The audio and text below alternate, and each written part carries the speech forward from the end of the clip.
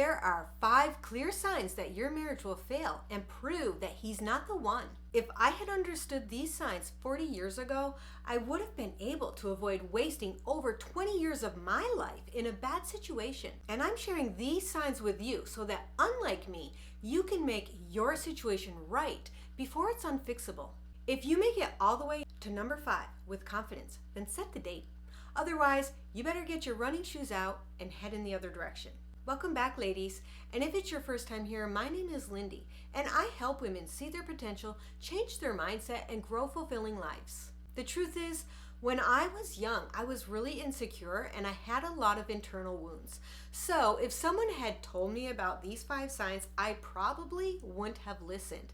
And since you're watching this video, I know that you are improving yourself, you're gaining confidence and courage to do what's best for you, even if it feels difficult in the moment. Here's the first sign that the man you are considering spending the rest of your life with is not ready for marriage.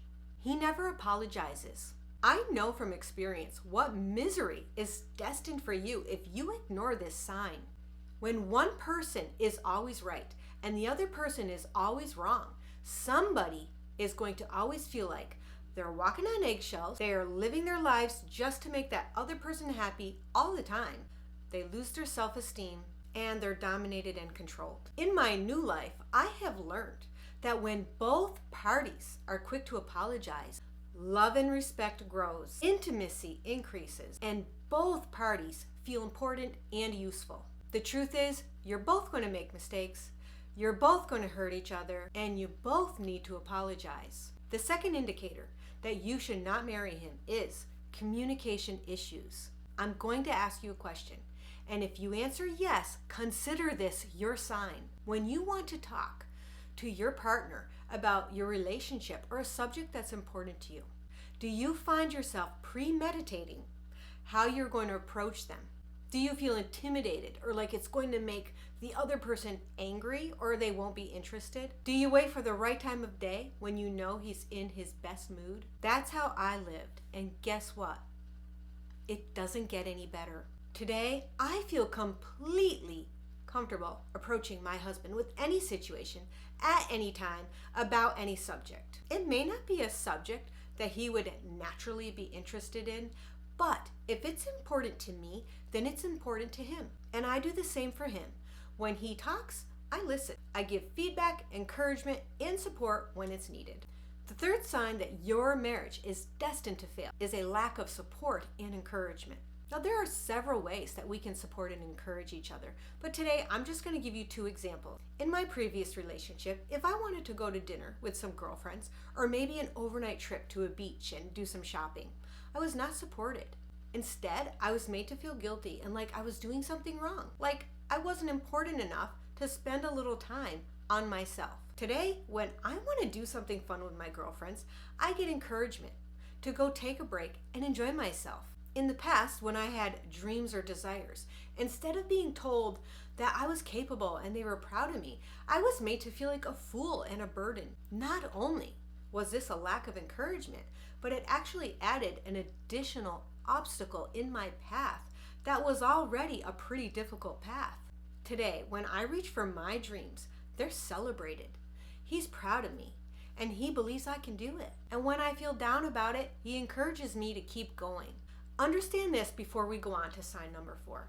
I didn't just find the last good guy out there, ladies. The truth is, we both had made mistakes in the past, but we both learned from our failures and we changed. That's why it's working today, and that's why I'm sharing this video with you. And if you take time to address your issues before you go any further, you'll have the marriage of your dreams without wasting all the years that we did to get to this point. Okay, let's move on to sign number 4, which is teammate, meaning one of the things that broke my heart the most was feeling like I did not have a teammate or a partner, even though I was married. When you consistently feel like you are less than the other person, like your views and your opinions don't matter, and you only exist to serve the other person, life becomes very lonely. Today, I have a great teammate and I am a great teammate because we both have learned that We're not always right. We both have value to add to the relationship, and we learn from each other. And this is going to take us right in to sign number 5, where we'll discover if your relationship is fixable. Sign number 5 is, are you and your partner willing to address, discuss, and have serious heart-to-heart conversations about signs 1 through 4? If you are, that's great, and set the date. But if you're not, do not get married. Not yet. And if you want to make sure that you reach your golden anniversary when you and your teammate finally tie that knot, then you should watch this video so you know how to keep your happiness both before and after you've joined forces. Thank you for staying to the end, and I'm going to meet you right over here.